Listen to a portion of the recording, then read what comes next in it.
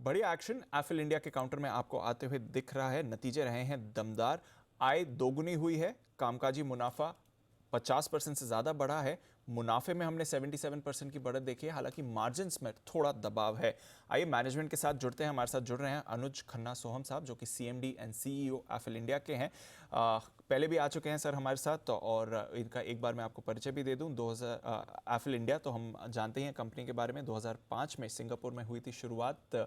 Digital advertising में एक दिग्गज कंपनी है। माइक्रोसॉफ्ट D2C BCCL कंपनी के प्रमोटर्स में शामिल हैं। मोबाइल एडवर्टाइजिंग में ग्लोबल टेक्नोलॉजी प्लेयर है ये, और काफ़ी ज़्यादा इनका रेवेन्यू इंटरनेशनल मार्केट से भी आता है। अनुज खन्ना सोम साहब 2005 में एफिल इंडिया के फाउंडर, चेयरमैन और सीईओ बने, और तब से का पोजीशन होल्ड कर रहे हैं। हार्वर्ड बिजनेस स्कूल और स्टैनफोर्ड का इनका एजुकेशनल बैकग्राउंड है। सीरियल एंटरप्रेन्योर हैं, 20 साल से ज़्यादा का अनुभव है, और एफिल के अलावा कई और कंपनीज भी इन्होंने स्टार्ट करी हैं। सर बहुत बहुत शुक्रिया हमारे साथ आज जी बिजनेस पर जुड़ने के लिए। बहुत ही स्ट्रॉन्ग नतीजे रहे हैं, और स्पेशली जो आय के रेवेन्यू फ्रंट पर आपने डबल ग्रोथ देखी है पिछले साल के मुकाबले, इसके बारे में बताएं। इतना बड़ा जंप रेवेन्यू में कहां से आया? जी, पहली बात तो थैंक यू मुझे अपने शो पे बुलाने के लिए और इतना अच्छा इंट्रोडक्शन देने के लिए। ये सबसे पहले तो सारे शेयर होल्डर्स को बड़ा कॉन्ग्रेचुलेशन और मुबारक कि इतना अच्छा इन्वेस्टमेंट रहा और उनकी पेशेंस हमारी कंपनी के साथ क्लियरली रिटर्न्स देगी, और ये चीज इस रिजल्ट्स में खूब नजर आई है।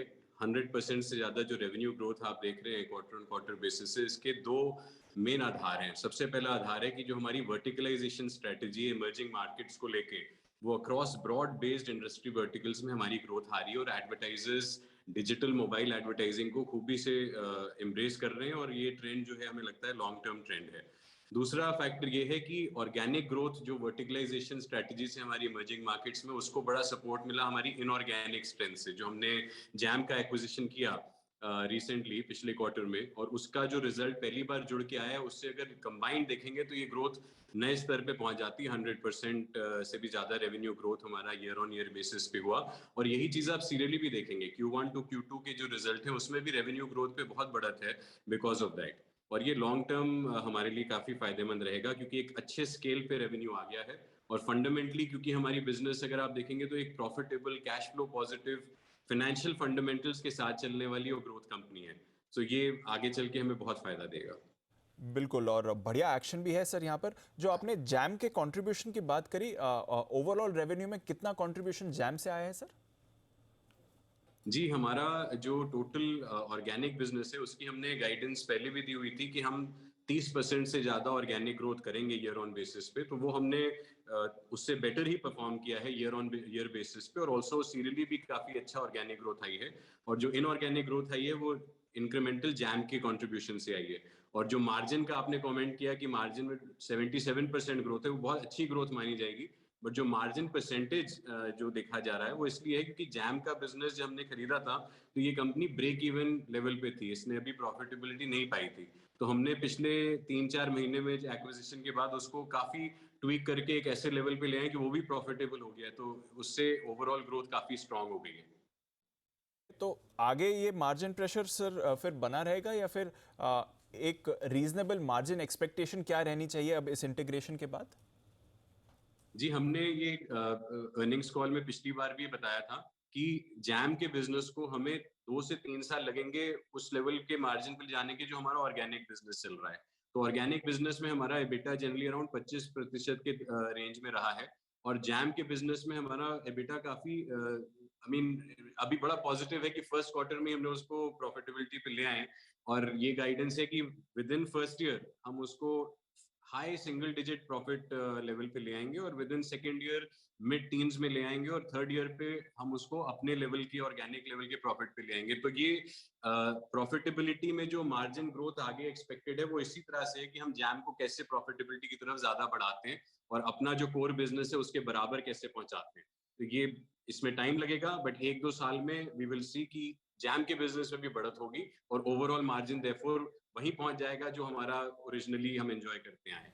ओके, तो थोड़ा इंटीग्रेशन की वजह से मार्जिन्स पर प्रेशर है और थोड़े समय तक बना रहता है, बट जब ये इंटीग्रेशन पूरा हो जाएगा और मार्जिन्स आप वापस नॉर्मलाइज लेवल पर आते हुए दिखेंगे। अच्छा सर, अभी Q3 का आउटलुक कैसे बन रहा है? क्योंकि हमने देखा है कि सीजनैलिटी के तौर पर Q3 सबसे मजबूत क्वार्टर रहता है कंपनी के लिए, तो फिलहाल कैसा ट्रेंड है?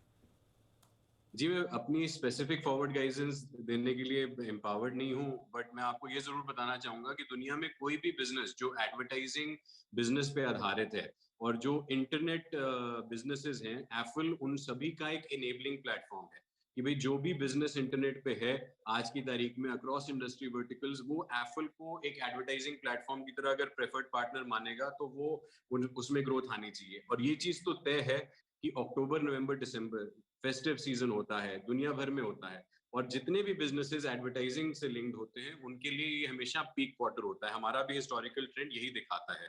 तो ये इस साल भी फेस्टिव सीजन अच्छा रहना चाहिए, ये मानना काफ़ी नेचुरल है।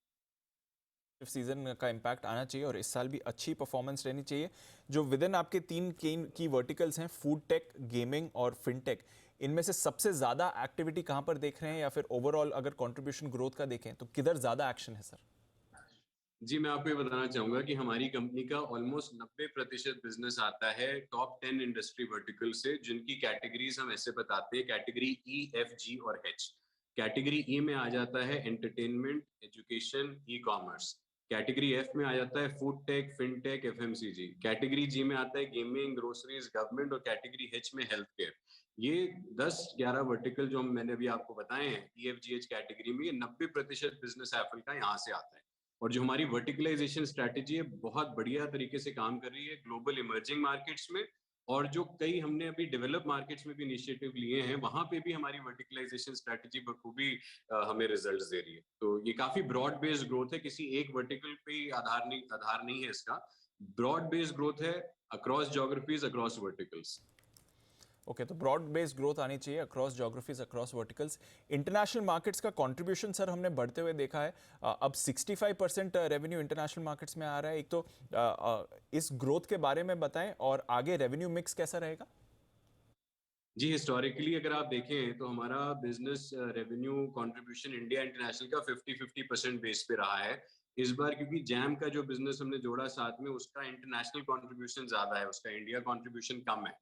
तो उस वजह से ये बैलेंस हमारा इंटरनेशनल की तरफ बढ़ रहा है। बट अगर हम long term market opportunity wise भी देखें कि इंडिया मार्केट की कितनी मार्केट साइज है और रेस्ट ऑफ द वर्ल्ड की कितनी मार्केट साइज है, तो ये देखने को मिलेगा कि इंडिया में बहुत स्ट्रॉन्ग ग्रोथ आगे एक्सपेक्टेड है डिजिटल एडवर्टाइजिंग में। वो तो एक एंकर मार्केट हमारी है ही, होम ग्राउंड है। और उसके अराउंड जो ग्लोबल हमारा बिजनेस अक्रॉस कॉन्टिनेंट्स है, नॉर्थ अमेरिका में है, साउथ अमेरिका में, अफ्रीका में है, यूरोप में है, rest of the Asia pack country, south east Asia में, उन सबको अगर हम मिला के देखें तो बहुत बड़ी अपॉर्चुनिटी। और इंटरनेशनल बिजनेस का अभी जो 65% ट्रेंड देख रहे हैं, ये अच्छा एक सस्टेनेबल ट्रेंड है। ओके, तो ये सस्टेनेबल ट्रेंड रहना चाहिए जहाँ तक इंटरनेशनल मार्केट्स का है। थोड़ा कंट्रीब्यूशन नई एक्विजिशन की वजह से भी यहाँ पर बढ़ रहा है। जो हाँ जी। कन्वर्टेड यूज़र ट्रेंड है सर आपका, वहाँ पर भी हम एक सस्टेनेबल ग्रोथ देख रहे हैं। Q1 FY21 में 17 पर था, वो बढ़कर अब 48-49 तक पहुँच गया है। तो पिछले 6 क्वार्टर्स में एक बढ़िया ग्रोथ रही है। आगे कैसा आउटलुक है इसके लिए, और थोड़ा ब्रॉडर आउटलुक भी अगर देखें तो किस तरह का बन के आ रहा है? जी, देखिए हमारा बिज़नेस एक यूनिक बिज़नेस मॉडल है, जिसको एक बड़े सिंपल वे में बताना चाहूँगा। कई बिज़नेसेस ऐसे होते हैं जो देखते हैं कि हमारी कॉस्ट कितनी है काम करने की और उसपे मार्कअप लगा के कॉस्ट प्लस बिज़नेस मॉडल जिसको बोला जाता है। एप्पल का बिज़नेस अलग है, वैल्यू बेस्ड बिज़नेस मॉडल है। मतलब हम जब कस्टमर को कोई चीज़ बेचने जाते हैं या उनको कोई सॉल्यूशन देते हैं, कहते हैं कि भई अगर इस कंज्यूमर का कन्वर्जन आपको आता है किसी एडवर्टाइज़र को, तो उसकी वैल्यू क्या है उस एडवर्टाइज़र के लिए? और उस वैल्यू के अगेंस्ट जब एप्पल वो आरओआई या वैल्यू जनरेट करता है, तो उस वैल्यू के अगेंस्ट हम कितना अपना रेवेन्यू कमाते हैं, वो एक बेसिस बनता है। तो जो सीपीसीयू बिजनेस मॉडल है, कॉस्ट पर कन्वर्टेड यूजर बिजनेस मॉडल है, ROI link value based business model है।